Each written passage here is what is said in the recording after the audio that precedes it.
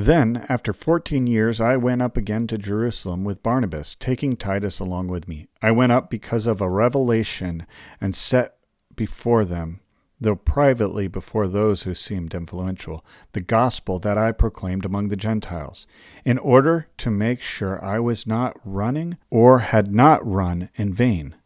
But even Titus, who was with me, was not forced to be circumcised, though he was a Greek. Yet, because of the false brothers secretly brought in, who slipped in to spy out our freedom that we have in Christ Jesus, so that they might bring us into slavery. To them we did not yield in submission, even for a moment, so that the truth of the gospel might be preserved for you. And from those who seemed to be influential, what they were makes no difference to me. God shows no partiality. Those, I say, who seemed influential added nothing to me. On the contrary, when they saw that I had been entrusted with the gospel to the uncircumcised, just as Peter had been entrusted with the gospel to the circumcised, for he who worked through Peter for his apostolic ministry to the circumcised, worked also through me for mine to the Gentiles.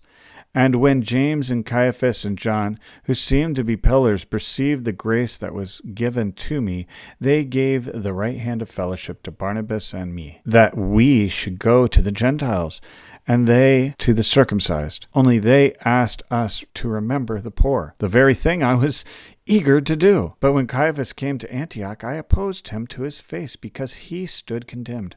For before certain men came from James, he was eating with the Gentiles. But when they came, he drew back and separated himself, fearing the circumcision party. And the rest of the Jews acted hypocritically along with him, so that even Barnabas was led astray by their hypocrisy. But when I saw that their condition was not in step with the truth of the gospel, I said to Caiaphas before them all, "If you, though a Jew, live like a Gentile and not like a Jew, how can you force the Gentiles to live like Jews? We ourselves are Jews by birth and not Gentile sinners, yet we know that a person is not justified by works of the law, but through faith in Jesus Christ.